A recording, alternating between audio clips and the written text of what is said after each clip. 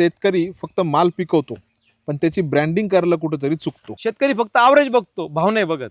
पण त्याच्या डोक्यात घरी असलेली शेतीमध्येच काही प्रोडक्शन आपण करू शकतो, काही माल आपण पिकू शकतो, बिझनेस चालू करू शकतो, हे येतच नाही.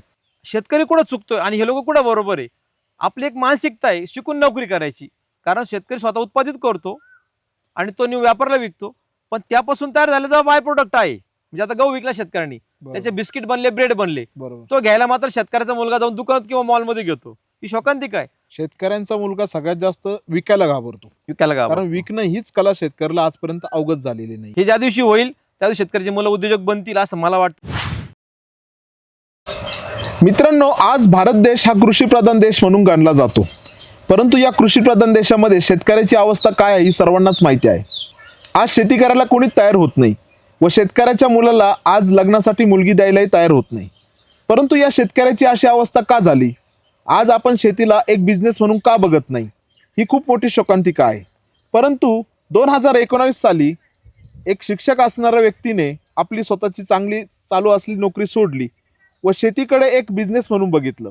आज ते स्वतः लाखो रुपये कमवत आहे व त्यांच्या बरोबरीने इतर शेतकऱ्यांना देखील लाखो रुपये कमवून देत आहे. याच गोष्टीचा अभ्यास करण्यासाठी आज आपण शिर्डीपासून हाकेच्या अंतरावर असणाऱ्या गोगलगाव येथे गुळे पाटील नॅचरल ॲग्रो फार्म हे राधाकिसन गुळवे सर चालवतात, त्यांच्याशी आपण या विषयावर चर्चा करण्यासाठी आलो आहोत. तर बघूयात आपण या गोष्टीची समस्या त्यांनी कशी सॉल्व्ह केली व त्यांच्याकडे या गोष्टीचं काय उत्तर आहे. सर नमस्ते. नमस्कार सर, सगळ्यात महत्त्वाचा प्रश्न असा आहे की कृषीप्रधान देश गणला जाणाऱ्या भारतामध्ये आजही शेतीची अवस्था इतकी दयनीय का आहे? नमस्कार मित्रांनो, मी गेल्या 2012 सालापासून विषमुक्त शेती करतो. आता विषमुक्त शेतीकडे पण मी का वळलो होतो, तर माझ्या घरामध्ये आजीला कॅन्सर झालेला होता. त्या कॅन्सरची कारणं जेव्हा मी शोधली त्यावेळेस मला कळलं की मोठ्या प्रमाणात आपल्या भारत देशामध्ये रसायनांचा आणि कीटकनाशकांचा वापर होतो, जो आपल्या आरोग्यास घातक आहे. सुरुवातीला मला पण शेती ही परवडत नव्हती, पण ज्या टायमाला मी विषमुक्त शेती करायला लागलो, सेंद्रिय पद्धतीने शेती करायला लागलो, तर ह्या मालाची मागणी खूप प्रचंड आहे हे मला जाणवलं. मी बाकी शेतकऱ्यांशी जेव्हा बोलायला गेलो तेव्हा लोक म्हटले की गाया पाळून, देशी गाय पाळून शेती होऊ शकत नाही. पण मग मी ठरवलं की आपण हताश व्हायचं नाही, कारण की अब्दुल कलाम साहेबांनी सांगितलं होतं की वेडे इतिहास करतात, शहाणे इतिहास वाचतात. मी ह्या म्हणीप्रमाणे, उक्तीप्रमाणे काम करत गेलो. मी 19 वर्ष प्रवार एज्युकेशनमध्ये ITI मोटर मेकॅनिक हा ट्रेड शिकवलेला आहे. टीचिंगचा चांगल्या पगाराचा जॉब सोडून मी शेतीमध्ये 2019ला आलो. मला त्यावेळेस माहीत होतं की पुढं कोविड येणार आहे. पण मी तुम्हाला एक आवर्जून सांगतो की कोविड आल्यानंतर आम्हाला खूप इतकी डिमांड वाढली शेतीच्या मालाची की आम्ही ती पुरवता आम्हाला मी थकून गेलेलो होतो त्या काळामध्ये, कारण की त्या काळात सगळं मार्केट बंद होतं. तर मग मी ह्याच काळात अभ्यास केला की ग्राहकांच्या गरजा काय आहे, आज शेतकरी तोट्यात काय, याचं मेन कारण आहे शेतकरी हा व्यापारासाठी माल पिकवतो, तो खाणाऱ्या ग्राहकासाठी माल पिकवत नाही. उदाहरण घेऊ, सोयाबीन आणि मक्का, याला कोण घेतंय? एक तर शेतकरी घेतो गाय चारासाठी किंवा व्यापारी घेतो तेल काढायसाठी. बरोबर. पण हा जो प्रोडक्ट आहे हा शेतकरी ग्राहक खायला घेतोय का? तर नाही घेत. मग इथंच मी बदल केला. मी माझ्या शेतामध्ये कडधान्य घ्यायला लागलो. मठ, मूग, चवळी, तूर, बाजरी, ज्वारी, खपली गहू, सोनामती गहू, बनशी गहू, मी देशी व्हरायटीकडे वळलो. ह्या सगळ्या मालाला खूप प्रचंड प्रमाणात मागणी आहे. याचा शेतकऱ्याचा अभ्यास का नाही आहे? तर शेतकरी सगळ्यात महत्त्वाचं म्हणजे घर सोडत नाही आहे. शेतकऱ्याच्या रोजच्या समस्या आहे, माझ्या गाय पायला कोणी नाही आहे. आपण जर त्याला म्हटलं ना अमुक अमुक ठिकाणी आपल्याला शिबिराला जायचं आहे, इकडं अशा प्रकारचं मॉडेल तयार केलं, आपण बघायला जाऊ, प्रवास करू, भटकंती करू, तर शेतकऱ्याची इतक्या समस्या आहे, कारण तो त्याला गुंतवून ठेवलेलं आहे सिस्टमनी. म्हणजे त्याला गाया पाळायला सांगितल्या, त्याला शेळ्या पाळायला सांगितल्या, त्याला कोंबड्या पाळायला सांगितल्या, हे सगळं त्याला पाळायला सांगितलं, परंतु ते विकायचं कसं हे कोणीच शिकवलं नाही. आजही शेतकरी त्याच्या मुलाला शिकवतो. बरोबर. का शिकवतो? त्याचं मेन कारण आहे की शेतकरी म्हणतो अरे बाबा मी खूप खस्ता खाल्ला आहे, मी शेतीमध्ये खूप वाईट दिवस बघितले, माझ्या मुलांनी बघू नये म्हणून आज शेतकरी कुटुंबातील आई वडील कर्ज काढून मुलाला शिकवतात आणि शहरात नोकरीला पाठवतात. बरोबर. याचं कारण त्यांना स्वतःला शेती परवडलेली नसते, म्हणून तो आज आपल्या शेतकऱ्याची मुलं आज BSc ॲग्री करून, MBA करून दुसऱ्या कुठल्या तरी कंपनीचे प्रोडक्ट विकतायत. बरोबर. म्हणजे MBA झालेला मुलगा जर त्यांनी स्वतः शेतात तयार झालेला उत्पादित केलेला जर शेतमाल विकला तर याच्यावरती प्रचंड टर्नओव्हर होऊ शकतो. हे महाराष्ट्राचं जिवंत उदाहरण आहे Sahyadri farmer producer company, Vilas Shinde. बरोबर. मी ह्या व्यक्तीचं व्याख्यान प्रवरा PUP कॉलेजला एका व्याख्यानमालेमध्ये, पद्मश्री व्याख्यानमालेमध्ये ऐकलं होतं. एका शेतकऱ्याचा मुलगा एक फार्मर प्रोड्युसर कंपनी टाकून आज जगातल्या कितीतरी देशामध्ये माल एक्सपोर्ट करतो. आज कंपनीचा टर्नओव्हर हजारो कोटी रुपयामध्ये आहे. आणि मग मी म्हटलं तर हा एक शेतकऱ्याचा मुलं करू शकतो तर बाकीचे का करू शकत नाही. कारण बाकीचे न करण्यामागे एकच मानसिकता आहे, शेतकऱ्याला घर सोडून नवीन नवीन प्रोजेक्ट बघायचे नाहीये, मार्केट शोधायचं नाहीये, माल पिकला की व्यापाऱ्याच्या दारात नेऊन घालायचा आणि शेतकरी पैसे कसे घेतो. मला खूप वाईट वाटतं ज्या टायमाला तो रात्रंदिवस घाम गाळतो. दुसरे काही शेतकऱ्याला रात्रीची लाईट असते, 8 दिवस रात्री दिवस असते. रात्री 1 वाजता लाईट आली, आम्हाला शेतकरी बंधू साप, बिबटे किंवा हिंस्र पाण्याचा विचार न करता पण बटन दाबून पाणी भरतो. आणि ज्या टायमाला त्याचा माल तयार होतो, म्हणजे तो जेव्हा माल विकायला जातो व्यापारदारामध्ये, तेव्हा तो मान खाली घालून पैसे घेतो. मला खूप वाईट वाटतं. कारण की त्यावेळेस त्यांनी रात्रंदिवस घाम गाळून जो माल पिकवला असतो शेतमाल, त्याचा त्याला मोबदला पण मिळत नाही. आणि जेव्हा तो मार्केटला जातो, कृषी उत्पन्न मार्केट, आपल्या जी भारतातली जी सिस्टम आहे, कृषी उत्पन्न बाजार समित्या, ते सुद्धा जे बोली पद्धतीने किंवा आपण त्याला लिलाव पद्धतीनं जो बाजार भाव मिळतो त्या शेतकऱ्याला त्याच्या उत्पादित केलेल्या मालाचा, त्याचा ठरवायचा अधिकार हा त्या लिलाव करणाऱ्याला असतो किंवा मार्केटच्या आवकीवर असतो, बरोबर. ना की शेतकऱ्याला असतो. आम्ही यालाच छेद दिला. आम्ही काय केलं, आम्ही या सगळ्यापासून लांब गेलो. आम्ही मार्केट कमिटीमध्ये मी मागच्या 10 वर्षामध्ये माझा एकही प्रोडक्ट विकलेला नाही. मग तो कांदा असून द्या, गहू असून द्या, लसूण असून द्या, प्रत्येक शेतमाल आम्ही शहरामध्ये विकला. तो स्वच्छ ग्रेडिंग करून पॅकिंग करून विकला. म्हणून आज आमचे मुंबईसारख्या शहरामध्ये हजारो ग्राहक आहेत, ज्यांना आम्ही दर रविवारी आमच्या स्वतःच्या गाडीने माल पोच करतो. म्हणजे अशी आम्ही सुरुवात केली होती की एक सेंद्रिय शेतीचा जो माल आहे त्याला आम्ही स्थानिक पातळीवर विकायचा प्रयत्न केला. लोकांनी आम्हाला हसले. लोक बोलले असं कोणी घेणार नाही, एवढ्या महागाचं खपली गहू 100 रुपयाचा कोणी खाणार नाही. मग आम्ही याचा मोर्चा वाढवला पुण्यासारख्या, मुंबईसारख्या शहराकडं, नाशिक शहराकडं. आज आमचे पुणे, मुंबई, नाशिक, हैदराबाद, बँगलोर, अहमदाबाद सारख्या शहरामध्ये आमचे आज ग्राहक तयार झालेले. मग तुम्ही हे करत असताना सर, की एक समस्या तुम्हालाही जाणवली असेल की शेतकरी फक्त माल पिकवतो पण त्याची ब्रँडिंग करायला कुठेतरी चुकतो. बरोबर आहे. मी 19 वर्ष नोकरी केल्यानंतर माझ्याकडे ट्रेनिंग अँड प्लेसमेंट हा कॉलेजमधला एक विभाग होता, ज्याच्यामध्ये मी कंपन्यांमध्ये जाऊन मुलांना नोकरीसाठी आम्ही त्या कंपन्यांना इंटरव्ह्यूसाठी बोलवायचो. मग मी माझं थोडंसं कॉलेजमध्ये सर्व्हिसमध्ये पण फिरणं होतं. आणि मग त्या फिरण्यामुळे मी बघितलं की टाटा हा एक आडनाव ब्रँड आहे, महिंद्रा हे एक आडनाव आहे, सरनेम आहे, होंडा हे सरनेम आहे, त्यानंतर TVS, बजाज हे सरनेम आहेत. हे आज इंडस्ट्रियल ऑटोमोबाईल सेक्टरमध्ये याचा आज किती मोठा दबदबा आहे. मग का नको मी माझ्या स्वतःचा जर ब्रँड केला सरनेमचा. म्हणून आज मी गुळे नॅचरल फार्म नावानेच माझा ब्रँड रजिस्टर केला आणि त्या नावाने मी प्रोडक्ट विकतो. तर याचा फायदा काय होईल, जसं आज बघा टाटा कंपनी की जुनी आहे, बरोबर महिंद्रा कंपनी की जुनी आहे. बरोबर आता त्यांच्या ज्या पुढच्या पिढ्या आहेत, सपोज आता आनंद महिंद्रा बघतायत, बरोबर त्यांना त्या नावाचा किती फायदा झाला. बरोबर. आता त्या नावाचं नवीन आनंद महिंद्रा नाव द्यावं लागलं का नाही. महिंद्रा नाव आज त्यांच्या काही पिढ्या तो ती ऑटोमोबाईल इंडस्ट्री चालणार आहे. मग हाच एक हेतू ठेवून मी माझ्या स्वतःच्या शेतीला गुळे पाटील नॅचरल फार्म असं नामकरण केलं. हे करत असताना मी 22 शेतकऱ्यांचा ग्रुप पण बनवला आणि त्या ग्रुपमध्ये शेतकऱ्यांना लागणारे जे सेंद्रिय निविष्ट आहे, म्हणजे जीवामृत असेल, कल्की असेल किंवा दशपर्णी असेल, ब्रह्मास्त्र असेल, अग्न्यास्त्र, हे स्वतः तयार करायला शिकलो. असे आमच्याकडे खूप, आमच्या युट्यूबला पण व्हिडिओ आम्ही टाकलेले की आम्ही स्वतः निविष्ठा बनवतो आणि त्या शेतकऱ्यांना देतो. मग आता हा माल त्यांनी पण तयार केलेला माल मीच घेतो. अगदी शेतकऱ्यांना आम्ही 4,200, 5,000, 7,000, 8,000 पण गावाला भाव देतो. तुम्ही आजपर्यंत कधी ऐकलं की शेतकऱ्याच्या गावाला 8,000 भाव भेटलाय? म्हणजे तुम्ही शेतकऱ्यांच्या गहू पिकवायला लावता शेतकऱ्यांना, हो. तुम्ही 8,000 7,000 भाव देता. हो. आणि मार्केटमध्ये रेट काय चालू आहे? आज आम्ही जो पिकवतो तो गहू वेगळा आहे. कसं, आम्ही देशी वाणावरती जास्त काम करतो. ओके आम्ही खपली गहू पिकवतो, बनशी गहू पिकवतो, जे जुने वाण आपले लुप्त झाले होते ओके ते पिकवतो, कारण ते खाण्या दृष्टीने खूप फायदेशीर आहे. आज आपण जर बघितलं तर आज सगळ्या लोकांना आहे ना पोटाच्या समस्या खूप वाढलेल्या आहे. याचं कारण हायब्रिड गहू खातोय, त्यानंतर आपण तंदुरुटी खातोय. या सगळ्याच्या समस्यामुळे आज बऱ्याचशा कॉलेज कुमार मुलांच्या असतील किंवा आपल्यासारख्या मुळाच्या मुलांच्या असतील किंवा आपल्या वडिलांच्या वयाच्या लोकांच्या असतील, आज बद्धकोष्ठता आणि पोटाच्या समस्या खूप आहे. तर याला पर्याय काय? आपले पूर्वज गहू खात होते पण तो खपली गहू खात होते. जुने लोक, आता मी जे बनशी गहू म्हणतो, ॲक्च्युली ह्या गावाचं नाव आपल्या शब्दाचा अपभ्रंश होऊन बक्षी गहू म्हणायचे लोक, किंवा सोनामोती गहू. हा पैगंबराच्या काळातला गहू आहे, ज्वारीसारखा गोल असतो. म्हणजे असे गहू आम्ही पिकवतो आणि ह्या गावाला मागणी प्रचंड मोठ्या प्रमाणात आहे. म्हणजे हा गहू भारतात पण विकला जातो आणि याला विदेशात पण प्रचंड मागणी आहे. सर, मग आणखी एक विचार करायची गोष्ट अशी आहे की आपण समजा म्हटलं की सेंद्रिय पद्धतीने तुम्ही गहू पिकवता, परंतु जो हायब्रिड गहू आहे त्याचं उत्पन्न जास्त होतं. मग तुम्ही याचं कुठं कॅल्क्युलेशन कसं लावता? हा, बरोबर आहे, चांगला प्रश्न केला तुम्ही. आज आम्ही शेतकऱ्यांना जेव्हा सांगतो की तुम्ही आमच्याकडून हे बियाणं घेऊन हा गहू पिकवा, तर ते पहिले विचारतात उत्पादन मला किती मिळणार आहे. बरोबर. कारण आज शेतकऱ्याला सगळ्यात पहिला प्रश्न आहे, त्याला पैसे किती मिळणार तो ते नाही विचारत.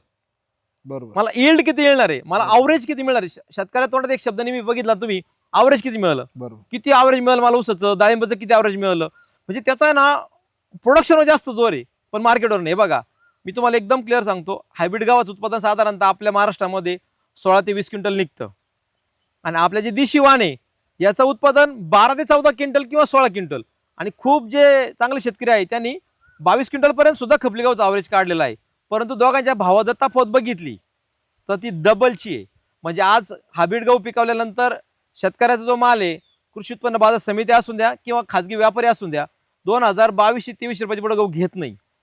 आम्ही दिलेलं बियाणं, आम्ही पिकवलेलं गहू, आमचं जर खपली गहू असेल तर खप्पल सगळं आपण 4200 रुपयांनी जागे घेतो शेतकऱ्याच्या. त्यासाठी त्याला गाडी भाडं पण लागत नाही. आणि उत्पादन तुलनेत जर काढलं म्हणजे 2200 रुपयाचा रेट आणि 42 रुपयाचा रेट तर तुलना जर केली तर आपलं अवरेज 4-5 क्विंटल जरी कमी असेल तर पैसे जास्त होतात. अच्छा. त्याच्यानंतर आपल्याकडे जो सोनामती नावाचा गहू आहे, हा जो गहू आहे साधारणतः 12 ते 14 क्विंटल होतो, पण याला आपण 5,500-6,000 क्विंटल पर्यंत भाव देतो आपण. अच्छा. किंवा जर खप्पल गहू कोणी एखाद्याने साळ काढून दिली त्याला आपण 7,500 पर्यंत 8,000 पर्यंत जसं मार्केट असेल आपण काही दिवस शेतकऱ्यांना तिजीनुसार 8,000 पण भाव दिलेला आहे. आतापर्यंत मी गुळे नॅचरल फार्मच्या काही शेतकऱ्यांना आपण 8,000 रुपये पण भाव दिलेला आहे. जर उत्पादन वाढलं थोडंफार मार्केट आम्ही 7,500 पर्यंत दिले. आता 2 वर्षापूर्वी 8,000 रुपये भाव दिला. ह्या वर्षी आपण 7,000 रुपये भाव दिलेला आहे. 7,000 सुद्धा भाव शेतकऱ्याला कमी नाही. आता तुम्ही विचार करा 14 गुणुले 7,000 रुपये भाव, ते पैसे झाले किती. आणि जर तुम्ही तोच हायब्रिड गहू घेतला तर 2200 रुपयाने 20 क्विंटलचे 44,000 रुपये होतात. इतकी मोठी तफावत भावामध्ये आहे. शेतकरी फक्त ॲव्हरेज बघतो, भाव नाही बघत. सर, या अनुषंगानं मला आणखी प्रश्न असे पडलेत मनामध्ये. आज जर कुठला मुलगा आहे, आज शिक्षण करतो आणि कुठेतरी नोकरीला लागतो, पण त्याच्या डोक्यात घरी असलेली शेतीमध्येच काही प्रोडक्शन आपण करू शकतो, काही माल आपण पिकू शकतो, बिझनेस चालू करू शकतो, हे येतच नाही. मी नेहमी बोलतो, मला भरपूर ठिकाणी लेक्चरला बोलावतात. मी आता सध्या ट्रेनर असल्यामुळे किविकेत मला लेक्चर बोलावतात. एक मानसिकता तयार करून ठेवलेली आहे आपल्या शेतकरी मुलांची, शिकून नोकरी कर. त्याला पहिल्यापासून शिकून नोकरी कर. त्याला मार्क किती पडतायत, जर तो 90% अबव असेल ते म्हणतात तू सायन्सला जाय, डॉक्टर होय, इंजिनियर होय. त्याचा थोडासा खालचा असेल तर तू बाकीचे कोर्स कर, ॲग्री कर किंवा डिप्लोमा कर. त्याच्या अजून खायला तू ITI कर किंवा तू नर्सिंग कर. म्हणजे आपल्याकडे एक काय नेहमी मुलाची मार्क बघून मुलांचं इव्हॅल्युएशन केलं जातं. बरोबर. म्हणजे तो किती हुशार आहे त्यानुसार त्याच्या साईड निवडल्या जातात. पण आपण 3D पिक्चर बघितला त्याच्यामध्ये मार्काला डिमांड महत्त्व दिलेलं नाही. बरोबर. आपल्यामध्ये काय स्किल आहे त्यानुसार. आता मी स्वतः सुद्धा ITI केल्यानंतर मला शेतीत आवड होती. मी इंडस्ट्रीमध्ये नोकरी केली, टाटा मोटरमध्ये पण नोकरी केली, मला नाही रमलो. नंतर मी प्रॉ एज्युकेशनमध्ये 19 वर्ष नोकरी केली, ते मी रमलो बऱ्यापैकी, कारण की मला आवड होती ज्ञानदान देण्याची. पण शेती कुठंतरी एक उद्योग व्यवसाय होऊ शकतो. कारण ज्या टायमाला पद्मश्री व्याख्यानमालेमध्ये आमच्याकडे दरवर्षी पद्मश्री व्याख्यानमाला होते, तिथे वेगळ्या उद्योजकांचे मला जेव्हा व्याख्यान ऐकायला भेटले त्यावेळेस ज्ञानेश्वर बोडके असतील किंवा विलास शिंदे सारखे लोक असतील, यांच्या संपर्कात जेव्हा मी गेलो तेव्हा मला कळून चुकलं की यार शेतकरी कुठं चुकतोय आणि हे लोक कुठं बरोबर आहे. आपली एक मानसिकता आहे शिकून नोकरी करायची. जर शेतकऱ्याच्या मुलांना शेतकऱ्यांनी सांगितलं की बाबा तू ना रस्त्यावरती भाजीपाला विकायला बस, आपल्या शेतातले ड्रॅगन फ्रूट डाळिंब रस्त्यावर विक. आज शिर्डी शिंगणापूर सारखा रस्ता आहे, सुरुवात मी इथूनच केली होती. मी सुरुवातीला रस्त्यावर माल विकला, माझा माल लोकांना आवडला, ते शहरात मागायला लागले, पण मी रस्त्यावर माल विकायला लाजलो नाही. मग शेतकऱ्याच्या मुलांच्या डोक्यामधला हा जो न्यूनगंड आहे, कारण शेतकरी स्वतः उत्पादित करतो आणि तो न्यू व्यापाराला विकतो, पण त्यापासून तयार झालेला बाय प्रोडक्ट आहे. म्हणजे आता गहू विकला शेतकऱ्यांनी, त्याचे बिस्किट बनले, ब्रेड बनले, तो घ्यायला मात्र शेतकऱ्याचा मुलगा जाऊन दुकानात किंवा मॉलमध्ये घेतो. ही शोकांतिक आहे. जर तोच ब्रेड शेतकऱ्याच्या मुलांनी तयार केला, तेच बिस्किट, आता आम्ही स्वतः बिस्किट बनवतो. आम्ही वेगळ्या बचत गटाच्या महिलांकडून आमचं रॉ मटेरियल देतो आणि बिस्किट बनवून घेतो, आम्ही स्वतः विकतो. म्हणजे आम्ही काय केलं की त्याला छेद दिला, आम्ही त्या मानसिकतेलाच छेद दिला. आज माझे दोन्ही मुलं, एक बीटेक करतो, मुलगी डाएट अँड न्यूट्रिशन करते. दोन्ही मुलं हे आरोग्याच्या संबंधित शिक्षण घेऊन राहिलेलं. कारण का, त्यांना घरात तसं वातावरण मिळालं. आणि आपल्याकडे नेमकं शेतकऱ्याच्या घरात ते उलटं होतं. शेतकरी सांगतो की नाही बाबा आम्ही खूप काबाड कष्ट केले, दूध धंदा करावं त्याला भाव नाही, ऊस परावं तर त्याला कारखाना लवकर वेळ तोडून येत नाही, आपलं उंदरामुळे नुकसान होतं, टनेज घटतं. म्हणजे शेतकऱ्याच्या समस्या एवढा आहे, पण त्या समस्येचं निराकरण करण्यासाठी जे शेतकऱ्यांनी प्रयत्न केले पाहिजे. मी तरी सांगतो शेतकऱ्यांनी वेगळ्या प्रकारचे कृषी प्रदर्शन बघितले पाहिजे, त्या ठिकाणी वेगवेगळ्या प्रकारचे मॉडेल दिलेले असतात, ते मॉडेल बघितले पाहिजे.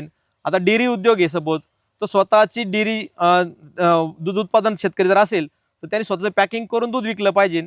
स्वतः पेढा खावा करून त्याचे बायप्रोडक्ट विकले पाहिजे. शिर्डीसारख्या जवळ देवस्थान आहे आणि तुम्ही बघा आपल्या हिंदू संस्कृतीमध्ये देव आल्यानंतर प्रसाद बरोबर किती इम्पॉर्टंट आहे. बरोबर म्हणजे आपण देवाला जर गेलो, पंढरपूरला जरी गेलो तर आपण मुरमुऱ्याचा प्रसाद घेऊन येतो. बरोबर म्हणजे आपल्या हिंदू संस्कृतीमध्ये किंवा भारतीय संस्कृतीमध्ये देवाला गेल्यानंतर प्रसाद फार महत्वाचा आहे. त्याच्यामध्ये पेढा असेल किंवा मुरमुरे असतील किंवा अन्य प्रकारचे लाडू वगैरे असतात. तर आपल्या जर शेतकरी मुलांनी असा उत्पादित केलेला जो माल आहे प्रसाद, आपण बघितलं भेसळमध्ये भरपूर आता पेढ्याचा इश्यू झाला. जर शुद्ध प्रकारचे जर पेढे तयार करून आपण शेड जर विकू शकलो शेतकऱ्याची मुलं, तर ब्रँड होऊ शकतो. आजही 505 लिटर दूध घालला आमचे तरुण शेतकरी दूध घालतात डेअरीला आणि त्याला दूध धंदा परवडत नाही, कारण की आज खाद्याच्या किमती वाढलेल्या आहेत, आज मनुष्यबळाच्या किमती वाढलेल्या आहेत, चारा पिकवायला आज परिश्रम जास्त घ्यावे लागत आहेत, मूर घास करताना ती संपूर्ण बॅगी भरून ठेवताना खर्च वाढलेला आहे. परंतु कुठला शेतकरी असं म्हणत नाही की मला हे दूध तयार केल्यानंतर मला स्वतःला विकायचं आहे. बरोबर. म्हणून ही फार मोठी समस्या आहे शेतकऱ्यांच्या मुलांमध्ये. त्याच्या मनामध्ये बाळकडू हे शेतकऱ्याच्या म्हणजे तो जो बाप आहे शेतकऱ्याचा, त्यांनी मुलाला सांगितलं पाहिजे की तुला शिकून उद्योजक व्हायचंय. बरोबर. हे ज्या दिवशी होईल त्या दिवशी शेतकऱ्याची मुलं उद्योजक बनतील असं मला वाटतं. कारण की आज मी बघतो माझा मुलगा 7वीला असल्यापासून रस्त्यावरती पिरू विकतो. बरोबर. त्याला आता लाज वाटत नाही. शेतकऱ्यांचा मुलगा सगळ्यात जास्त विकायला घाबरतो, विकायला गाव कारण विकणं हीच कला शेतकऱ्याला आजपर्यंत अवगत झालेली नाहीये. तर या समस्येवर कसं निराकरण कराल तुम्ही? शेतकरी सोनं पिकू शकतो. बऱ्याच वेळेस लोक म्हणतात की आम्ही सोनं पिकू शकतो पण विकू शकत नाही. तर ह्याच सिस्टमला छेद करण्यासाठी मी सुरुवातीला माझे काही ग्राहक शोधले. त्या ग्राहकांना माझा विषमुक्त माल खाऊ घातला, त्यांना तो आवडला, त्यांच्या घरातला दवाखाना बंद झाला, त्यांच्या डॉक्टरच्या गोळ्या औषधं बंद झाल्या. मी म्हणत नाही की सगळ्या शेतकऱ्यांना शक्य आहे. आता खूप मोठे बागायतदार असतात, 50-50 एकरावाले, 100-100 एकरावाले, ते खूप टनामध्ये उत्पादन काढणारे, त्यांना मार्केटला जावंच लागणार आहे. पण जे छोटे शेतकरी 4 एकरवाले, 5 एकरवाले, 2 एकरवाले, उदाहरणार्थ एक छोटा शेतकरी याच्याकडे 2 एकर जमीन असं गृहीत धरू आपण, बरोबर, त्यांनी फक्त 4 प्रकारच्या फळभाज्या, 4 प्रकारच्या पालेभाज्या आणि 4 प्रकारच्या अजून इतर भाज्या जर पिकवल्या, म्हणजे टोमॅटो, बीट, गाजर, सॅलड आयटम, बरोबर, असे 12 प्रकारचा भाजीपाला त्यांनी सेंद्रिय पद्धतीने पिकवला आणि कुठल्याही आठवडे बाजारला तो गेला आणि स्वतःचा बॅनर लावून जर त्यांनी भाजीपाला विकायला सुरुवात केली. आणि मी म्हणत आहे की त्यांनी ऑर्गॅनिक म्हणून किंवा सेंद्रिय म्हणून खूप चढ्या भावाने विकावा. मार्केटला जो भाव चालू आहे त्याच भावाने विकावा. म्हणजे आज त्याच्याकडचं जर वांग आहे मार्केटला 10 रुपये पावशेर, त्यांनी 10 रुपये पावशेर विकावं. पण ग्राहकांना त्यांनी आवर्जून सांग की हे विषमुक्त आहे. तर एक 6 महिन्यानंतर ज्या टायमाला त्याचा माल म्हणजे चालू होतो, लोक खातात, तो लोक त्या टायमाला काही पैसे द्यायला तयार होतात. हे आम्ही स्वतः अनुभव घेतलेला आहे. मी म्हणत नाही की तुम्ही फार पुण्या मुंबई लांब जाऊन शहरात माल विका. आज आपला जो आठवडे बाजार भरतो, आता मी ज्या गोगलगाव सारख्या एरियात राहतो, इथून मला आठवडे बाजार किती आहे, लोणीचा आहे, कोलारचा आहे, श्रामपूर आहे, संगमनेर आहे, बरोबर आहे, राहत आहे, शिर्डी आहे. या आठवडे बाजारला जरी मी स्टॉल लावला तर अशा पद्धतीने सुद्धा शेतकऱ्याच्या मालाची विक्री होऊ शकते. पण शेतकरी काय करतो, केनोपी, एक छोटासा केनोपी बनवला, आपला बोर्ड बनवला पाठीमागं फ्लेक्स बोर्ड, तर लोकांना आयडेंटिटी होतं की यार मी ह्या अमुक अमुक शेतकऱ्याचा माल खातोय. आज एक शोकांतिक आहे, आमच्याकडे फॅमिली डॉक्टर आहे, आमचा इस्त्रीवाला ठरलेला आहे, बरोबर, आमचा मेडिकलवाला ठरलेला आहे, बरोबर, आमचे डॉक्टर ठरलेले आहेत, आमचे परत सिव्हिलचे कामं करणारा आमचा सिव्हिलचा इंजिनियर ठरलेला आहे, किंवा आमचं महसूलचं काही काम असेल तर आमचा एक तो एक काम माणूस ठरलेला आहे, किंवा आमचे आरटीओचे कामं करणारा आरटीओचा एजंट पण आमचा ठरलेला आहे, आमचा न्हावी कटिंग म्हणजे चप्पल दुकानदार सगळं आमचं फिक्स आहे, फॅमिली मेंबर आहे. फक्त आमचा एक शेतकरी असा एक मेंबर आहे, तो आमचा फॅमिली मेंबर नाही. ही खूप मोठी शोकांतिक आहे. कारण आम्हाला जे खायचं आहे, ज्याच्यात आम्ही जगतोय, तोच आम्हाला काय पिकून देतोय, काय फवारे मारतोय, किती कीटकनाशक टाकतोय. आज जर बाजारात तुम्ही जर गेले भाजी घ्यायला तर तुम्ही फॅमिली फ्रेंड आहे तुमचा शेतकरी नाहीये. मी तर म्हणतो एक नवीन कन्सेप्ट यायला पाहिजे मार्केटमध्ये की फॅमिली फार्मर. आम्ही या कन्सेप्टवर काम केलं, आम्ही तुमचे फॅमिली फार्मर आहोत. सर, तुम्ही इतका आज अभ्यास केलाय सगळ्या क्षेत्राचा, तरी तुम्ही पुणे मुंबई सारख्या मोठमोठ्या शहरांचाही तुम्ही अभ्यास केलेला आहे. हो, तर शेतकऱ्यांच्या कोणत्या मालाला गरज आहे, म्हणजे पुढे जाऊन स्कोप आहे काय शेतीतून, आपल्या आजूबाजूच्या क्षेत्रामधून शेतकऱ्यांनी जर हा व्हिडिओ बघत असेल तर त्यांनी कुठले बाय प्रोडक्ट करण्यावर भर द्यावा, जेणेकरून तुम्ही स्वतःचा रोजगार जो आहे तो स्वतःच्या शेतीमधूनच म्हणजे तुम्ही तयार करू शकता. आता आमचं जर गेस्ट ठरलं तर आम्ही आमच्या शेतामध्ये मोस्टली खपली गहू, बनशी गहू, सोनामती गहू, ज्वारी, बाजरी, तूर, मूग, उडीद, चवळी, हवरी, भुईमूग सारखे पिकं घेतो. आम्ही फक्त याचं धान्य नाही विकत, बरं, आम्ही याचं पीठ बनवलं. बरं, म्हणजे आज आमचं मार्केटला पीठ पण जातं. बरं, पिठासाठी पण आम्ही पारंपरिक जी चक्की होती हा, आडव्या जातीची, ज्याच्यामध्ये थंड पीठ निघतं, बरं, ती आपण आपल्या फार्मवर इथं इन्स्टॉल केली. बरं, ते जे पीठ आहे ते न्यूट्रिशनेबल पीठ असतं. बरं, कारण आज आपण बघतो मोठ्या प्रमाणामध्ये आज गावामध्ये ज्या काही हाय RPM वर चाललेल्या गिरणी त्याचं पीठ गरम होतं. बरोबर. घरामध्ये आज बऱ्याच जणांच्या बॉक्स टाईप घरघंटे आलेले आहेत, त्या जर बघितलं तर गुरीला 2 किलो पीठ दळलं त्याला नॅपकिन लावून तो डबा पकडावा लागतो. बरोबर. म्हणजे ते पीठ जळून जातं, बर्न होतं, त्यात बरोबर. न्यूट्रिशन बरेचसे खल्लास होऊन जातात. तर आम्ही काय केलं, आमच्या फार्मवर ती चक्की एक लावली, तेल घाणा एक लावला. तर आम्ही हे काय केलं, व्हॅल्युएशन भुईमुगाचं तेल इथंच काढायला लागलो आम्ही. बरं. तेल बियांचं हावरी असेल, पीठ आमचं जायला लागलं. मग पीठ फक्त आम्ही पीठ इकलं का, तर पीठ इकल्याच्या पुढचं आम्ही एक परत स्टेप घेतली. आम्ही बिस्किट तयार करायला लागलो, बरं. आम्ही शेवई तयार करायला लागलो, आम्ही कुरडे तयार करायला लागलो. म्हणजे आम्ही काय केलं की बाय प्रोडक्ट बनवले.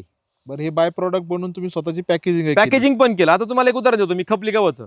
मी खपली गव्हाचे किती प्रोडक्ट बनवतो बघा. खपली गहू विकतो, त्याचं पीठ विकतो, त्याचा दलिया विकतो, त्याचा रवा विकतो, त्याची शेवई विकतो, त्याची कुरडई पण विकतो आणि त्याचे बिस्किट पण विकतो. म्हणजे माझे खपली गव्हाचे किती प्रोडक्ट झाले, टोटल 7 प्रोडक्ट झाले. मग मला सगळ्यात जास्त पैसा कुठे आहे, व्हॅल्यू ॲडिशनमध्ये. बरोबर. मी जर गहू विकला तर 100 रुपयाने विकतो, तेच मी पीठ विकलं तर 150 रुपयाने जातं, तेच मी बिस्किट विकले तर ते 700-800 रुपये किलोनी जातं. बरं. तेच मी शेवई केली तर ती 400 रुपये किलोनी जाते. बरं. तोच रवा केला 200 रुपये किलोनी जातो. मग इथं शेतकरी कुठेतरी मार खातोय, हो. तो पिकवतोय, तो विकतोय, तो विकतोय, बस संपला विषय. पण तो व्हॅल्यू ॲडिशन करत नाही.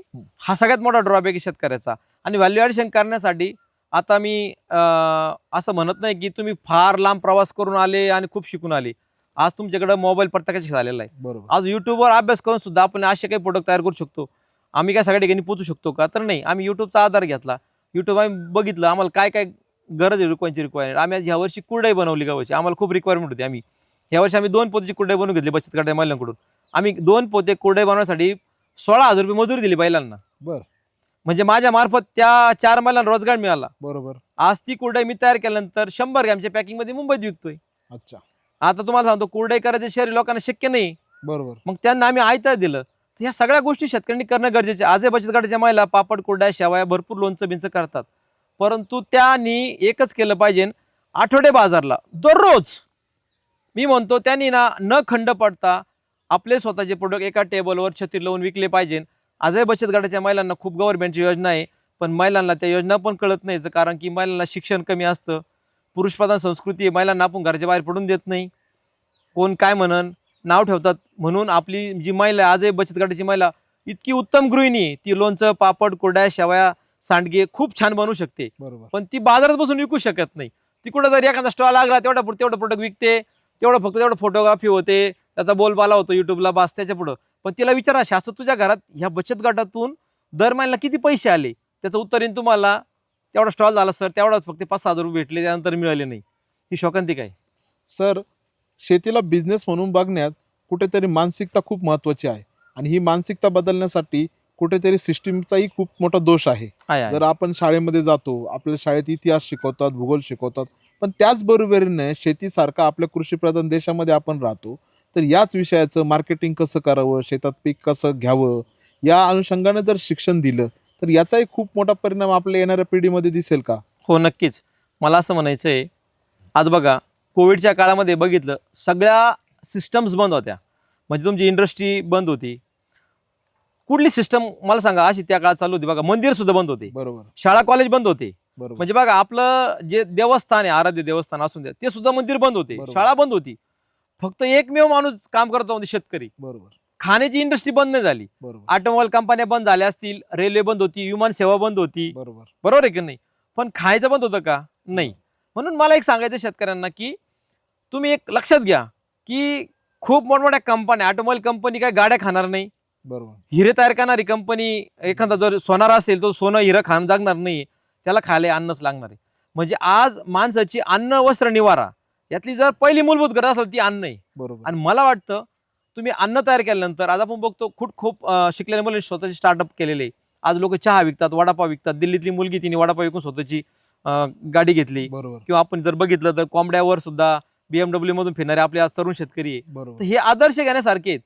शेती हा एक उद्योग होऊ शकतो, ही मानसिकता, हा सिलेबस, हा 7वीच्या सिलेबस पासून मुलांना आला पाहिजे एक चॅप्टर शेती हा विषय. कारण मला एक सांगा, अन्नाशिवाय माणूस जगू शकतो का? नाही जगू शकत. मग त्याचं शिक्षण का नको तुमच्या पाठ्यक्रमामध्ये? बरोबर. आणि त्या शहरातल्या मुलाला पण कळलं पाहिजे शेती कशी असते. बरोबर. आज शहरातल्या मुलाला भुईमुगाच्या शेंगा जमिनीत येत आहेत का वर येत आहेत ते सुद्धा माहित नाही. बरोबर. टरबूज झाडाला कुठं पिकतं हे सुद्धा माहित नाही, बरोबर किंवा कंदमुळं घ्या आपले रताळसारखं, बरोबर त्या मुलाला काही माहित नाही की झाडाला कुठे येतं. मग बरोबर. शोकांतिका आहे. किंवा आजही एक जनरली आम्ही शाळेत होतो तर सरने मी म्हणायचे, मुंबईतल्या मुलाला विचारलं दूध कोण देतो, भैया देतो. बरोबर म्हणजे बघा ना, हा डायलॉग किती वर्षापासून आहे. बरोबर. म्हणजे मी आता 46 वर्षाचा आहे, आजही जर शाळेत मला विचारलं दूध कोण देता है आपके घर में, वो बोले भैया देता है. कशामुळे हे हा आज इतका रटाळ डायलॉग इतक्या दिवसापासून चाललाय, कारण आमचं शिक्षणच नाहीये, सिलेबसमध्येच नाही आमच्याकडं. आणि जरी असेल थोडंफार शिक्षण, पण ते जे शिकवणारे जे शिक्षक आहे त्या बॅकग्राऊंडचे पाहिजे. मी म्हणतो शिक्षक तो शेतीतलाच पाहिजे. म्हणजे जो एखादा मेट्रो सिटीमध्ये राहणारा माणूस आहे आणि तो शेती शिकवतो, हे मान्यच नाही मला. शेतकऱ्याच्या मुलांनी शेती शिकावी, कारण शेतकरी हा सायंटिस्ट आहे. शेतकरी हा स्वतः प्रयोगशील असतो. शेतकऱ्यांनी काय टाकल्यानंतर काय पिकतं हे शेतकऱ्याला जास्त माहिती आहे शास्त्रज्ञांपेक्षा, असं मला वाटतं. तर तुम्ही एक विक्री व्यवस्था तुम्ही उभी केलेली हो. आहे, त्याबद्दल काय सांगाल? तुम्ही कशी केली, कशी विक्री करता तुम्ही तुमच्या सगळ्या पदार्थांची, प्रोडक्टची? मी 2014 साली माझ्या शेतामध्ये पेरू लावलेला होता आणि हा पेरू मी विकण्यासाठी व्यापाऱ्यांना बोलवलं. माझ्या शेतात पेरू आहे ते घेऊन जा. तर मग व्यापाऱ्यांसाठी मी पेरू त्या दिवशी पहिल्या दिवशी मी 6 क्रेट पेरू काढला आणि व्यापारी येणार आणि घेऊन जाणार. मी तर नोकरीमध्ये होतो. तर मी कॉलेजवर निघून गेलो. व्यापारी आल्यानंतर त्यांनी त्या मालाला 300 रुपये कॅट भाव दिला. नंतर माझा माल वाढाल्यानंतर 200 रुपये कॅटवर आला. मी तर बघितलं 200 रुपये कॅट म्हणजे एक 25 किलोचं पेरूचं कॅट 200 रुपयाला, म्हणजे 10 रुपये पण रेट नाही मिळाला मला, 8-9 रुपये रेट मिळाला. बरं. आणि मार्केटमध्ये बघितलं तर 50-60 रुपये किलो पेरू विकतोय. बरं. मग याला आपण कुठेतरी शोधलं पाहिजे. मग मी नोकरीला असतानाच मी माझ्या गाडीला ब्रॅकेट केलं मोटरसायकलला. तेव्हा माझ्याकडे 4 व्हीलर गाडी नव्हती आणि मी शिर्डी शिंगणापूर हायवेला जायचो आणि पेरू रस्त्याला विकायचो. तर पण मी पेरू 60 रुपये किलोने विकायचो. 2014 साली 60 रुपयांनी मी पेरू विकायचो. तो विचार करा, 60 रुपयांनी जर 20 किलोचे 1200 रुपये व्हायचे, म्हणजे मी जर 5 क्रेट माल विकला तर 12×5 = 60,000 रुपये, 6,000 रुपये मला भेटून जायचे 5 क्रेटचे. मग विचार केला की एवढे पैसे नाही झाले आपल्याला. म्हणजे ज्या 5 क्रेटचे 1000 रुपये मिळत होते ते 6,000 व्हायला लागले. मग का नको मी स्वतः माल विकायला लागलो. बरं. मग मी नोकरीला असतानाच मी 3:30ला माझी कॉलेजची सुट्टी होती, 7:30 ते 3:30 ड्युटी असायची. तो पण माझ्या फॅमिलीने मला या संपूर्ण कार्यात खूप मदत केली. माझी मुलं असतील, एवढे लहान लहान मुलं असताना ते गावरंगाचं शेण काढून जीवामृत वतन असेल, मुलींनी हे सगळ्यांनी कामं केले त्या काळामध्ये. खूप म्हणजे मला फॅमिलीचा सपोर्ट भेटला. बायको माझी काय करायची, 3:30 वाजता तर सर येणारी घरी, ती एक पेरू काढून ठेवायची आणि 1-1 किलोचे पॅकेट करून ठेवायची. मी ते पॅकेटला लावायचो आणि लोणीमध्ये कॉलनीमध्ये विकायचो. बरं आणि घरपोच मी 60 रुपये किलो पेरू विकायचो. बरं. तर मी 3:30 ते संध्याकाळचे 6:30 या 3 तासामध्ये 5 ते 6 हजार रुपयाचं काउंटर करून न्यायचो घरी. बरं. आणि सुदैवानं काय झालं की शनिवार रविवार सुट्टी असायची कॉलेजला, मग मी हायवेला थांबायचो. मग माझा पेरू पुणे मुंबईचे लोक खायला लागले, गुजरातचे लोक खायला लागले. तर मी त्या काळामध्ये माझा पेरू गुजरातला पण पाठवला, पुणे मुंबईला पण पाठवला. मग लोक म्हणले तुमच्याकडे अजून काय आहे. मग अशी सुरुवात झाली. मग मी पुण्या मुंबईमध्ये पेरू पाठवायला लागलो ट्रॅव्हलनी. आपल्याला सगळ्यात मोठा शिर्डीचा एक फायदा काय झाला की ज्या ट्रॅव्हल चालतात, आम्ही 20-20 किलोचे बॉक्स करून पेरू मुंबईला पाठवायला लागलो. मग मुंबईच्या लोकांना इतका आवडला, मग मी नंतर 60 रुपयाचा पेरू 80 रुपये केला तरी माझ्या पेरूला मागणी होती. बरं. म्हणजे माझी एकरी त्या टायमाला 5 ते 6 लाख रुपये पेरूचे व्हायला लागले. बरं. मग अशा पद्धतीने मी पेरू विकायला लागलो. पेरूमध्ये मी आंतरपीक मूग केला होता, त्या मुगाची मी डाळ बनवून विकली, मूग बनवला. मग लोकांची डिमांड वाढत गेली. मग मी बघितलं की कुठंतरी ह्या खाणाऱ्या ग्राहकाची संख्या भरपूर आहे पण पिकवणारे कमी. मग मी ग्रुप बनवला आणि ग्रुप मार्फत आम्ही पिकांचं थोडं डिस्ट्रीब्युशन केलं, कोणी काय पिकवायचं, कोणी काय पिकवायचं, ह्या पद्धतीने करत गेलो. आज मी मागच्या 5 वर्षापासून मुंबईमध्ये स्वतः मार्केट लावतो, फार्मर्स मार्केट, ज्याला मी शेतकरी मार्केट म्हणतो, ते लावतो. पवई सारख्या ज्या IIT जो एरिया आहे पवई IIT, तिकडं आम्ही आमचा स्टॉल असतो दर रविवारी. याच्यानंतर मुंबईमध्ये आम्ही B2C आणि B2B अशा दोन्ही पद्धतीने माल विकतो. माझ्याकडे मुंबईमध्ये 10 ते 12 पार्ट्या आहे ज्यांना आपला होलसेल माल जातो. नाशिकमध्ये आहे, पुण्यामध्ये आहे, हैदराबादमध्ये आहे, बँगलोरमध्ये आहे, अहमदाबादमध्ये आहे, त्यांना आपण होलसेल माल देतो. पण दर रविवारी मी स्वतः पवईला शेतकरी मार्केट भरवतो. तिथं आम्ही अजून काही महाराष्ट्रातले 10-12 शेतकरी येऊन आम्ही मार्केट भरवतो. तिकडं आम्हाला एक सिंग साहेब म्हणून आहे, त्याने आम्हाला तिकडं जागा दिली. दर रविवारी तिकडं आम्ही स्वतः माल विकतो. तर तिकडं आम्हाला ग्राहकांचा एवढा प्रतिसाद मिळाला. पहिल्या दिवशी माझं एका रविवारी फक्त 2,500 रुपये काउंटर झालं होतं. पण आम्ही हाताश नाही झालो, आम्हाला माहित होतं, कारण ग्राहकांनी माल खाल्ल्यानंतर आम्ही मार्केटिंग कशी केली तुम्हाला सांगतो. आम्ही अर्धा किलोचे पिठाचे पॅकेट केले आपल्या वैदिक चक्कीवरचे आणि फिकवाट लोकांना पीठ खायला दिलं. तुम्ही खाऊन बघा, तुम्हाला आवडलं तर घ्यायला या. किंवा आपल्या शेतात डाळ नैसर्गिक आहे, तर वरण खूप भारी बनतं. मग आम्ही 100-100, 200-200 ग्रॅमचे पॅकेट केले आणि फुकट वाटले लोकांना. अरे लोक बोलले याची तुरी जर वरण खाल्लं तर ऍसिडी होतच नाही. मग आमचा हुरूप वाढला, काय आपलं प्रोडक्ट दमदार आहे. मग आम्ही अशा पद्धतीने शेती करत गेलो. आज तुम्ही जर बघितलं तर माझी 5 एकर तूर केलेली शेतामध्ये. बर. लोकांनी 5 एकर सोयाबीन केली, मी 5 एकर तूर केली. कारण माझी तूर विकते मुंबईमध्ये 200-250 रुपये किलो. म्हणजे मला त्याचे पैसे जास्त मिळतात. बरोबर. म्हणून आम्ही काय केलं की मग ब्रँड केला, गुळे पाटील नॅचरल फार्मचा, तो रजिस्टर केला, त्याचे लायसन्स घेतले. आज आपण आपल्या ब्रँडनी पवई सारख्या ठिकाणी दर रविवारी मार्केट लावतो. आत्ताही मागच्या रविवारी आपली गोरेगावला एक मिटिंग झाली, विक्रोळीला एक मिटिंग झाली. आता लोकांची मागणी आहे की आमच्या एरियात पण तुम्ही माल बाजार भरवा. तर अशा पद्धतीने आपण माल विकत गेलो.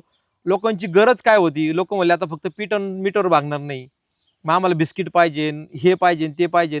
आज आपण गुळे नॅचरलच्या ह्या ब्रँड खाली 150+ प्रोडक्ट विकतोय. अरे वा. आणि बरेच प्रोडक्ट आपण बचत गटाच्या महिलांकडून स्वतः रॉ मटेरियल देऊन बनवून पण घेतोय. आणि आता आपलं सध्या जे पवईचं काउंटर होतं ते कमीत कमी तुम्हाला सांगतो सकाळी 6ला मार्केट चालू, दुपारी 1 वाजेपर्यंत मार्केट असतं. मग तुम्ही विचार करा सकाळी 6 ते 1 वाजेपर्यंत किती तास झाले. एवढ्या तासामध्ये आमचं 70-80 हजार रुपये काउंटर होऊन जातं. अरे वा. आणि दर रविवारी स्वतःच्या टेम्पोनी इथून रात्री निघतो, रात्रभर डिलेवऱ्या करतो होलसेलच्या. सकाळी 5 वाजता स्टॉल लावतो, 6ला आमचा कस्टमर चालू होतो, 1 वाजेपर्यंत आम्ही तिकडून निघतो. रविवारी संध्याकाळी 7:30-8 वाजेपर्यंत आम्ही परत घरी जेवायला येतो. ही आमची दर रविवारची सायकल आहे. आमच्या याच्यामध्ये कष्ट खूप आहे, पण पैसे पण तसे आहे. आपला गुळे पाटील नॅचरल फार्मचा टर्नओव्हर म्हणजे जर मी नोकरीमध्ये असतो तर आज माझा जी सॅलरी आहे ती वर्षी सॅलरी 4 ते 5 लाख रुपये असते. पण आपला पाठीमागच्या वर्षात टर्नओव्हर झाला तो 50 ते 60 लाख रुपये टर्नओव्हर आपला झालेला आहे. आणि विशेष म्हणजे आपल्या माध्यमातून शेतकऱ्यांना आपण जो बायबॅक केलेला आहे त्याच्यामार्फत आपण 30 लाखापर्यंत शेतकऱ्यांना आपण पेमेंट दिलेलं आहे. बरं. म्हणजे आज आपल्याला ह्या वर्षी मोठमोठ्या कंपन्यांकडून खपली गावासाठी कॉन्ट्रॅक्ट फार्मिंगची मागणी आहे. अच्छा. आणि आमचं त्यांचं जो बोलणं होऊन फिक्स पण झालेलं आहे. आपल्याला ह्या वर्षी जे 500 ते 1000 एकरवरती खपली गावाचं कॉन्ट्रॅक्ट फार्मिंग करायचं आहे. ओके. तर तुमच्या मी ह्या व्हिडिओच्या माध्यमातून नक्की शेतकऱ्यांना सांगा की तुम्ही मला संपर्क करा. खपली गावासाठी बी बियाणं, खतं, औषधं आणि बांधावर खरेदी. ओके. शेतकऱ्याच्या बांधावर खरेदी. शिवाय शेतकऱ्याने आज कुठलाही माल केल्यानंतर त्याला भाव आधी बांधून मिळतोय का, नाही. तर नाही. जेव्हा मार्केट असेल तो मिळतोय, पण आमचा भाव पण आधीच बांधून मिळणार आहे. बरं. म्हणजे आम्ही 100 रुपयाच्या स्टॅम्प पेपरवर डायरेक्ट करारनामा करतो शेतकऱ्याला की बाबा तुझा हा पिकवलेला माल आम्ही ह्या भावाने खरेदी करणार आहोत. अच्छा. इतकी आम्ही खात्री शेतकऱ्याला देतोय. सर, तुमच्याकडून खूप उपयुक्त माहिती आम्हाला भेटली आणि आमच्या प्रेक्षकांनाही भेटली. तुम्हाला कोणाला जर सरांना संपर्क साधायचा असेल तर सरांचा नंबर मी खाली देतच आहे. सरांना तुमच्या कुठल्याही समस्याबाबत तुम्ही नक्की संपर्क करा आणि शेतीला एक बिझनेस म्हणून बघून खूप पुढे जा. सर, तुम्ही खूप अमूल्य वेळ दिला त्याबद्दल तुमचे धन्यवाद. धन्यवाद.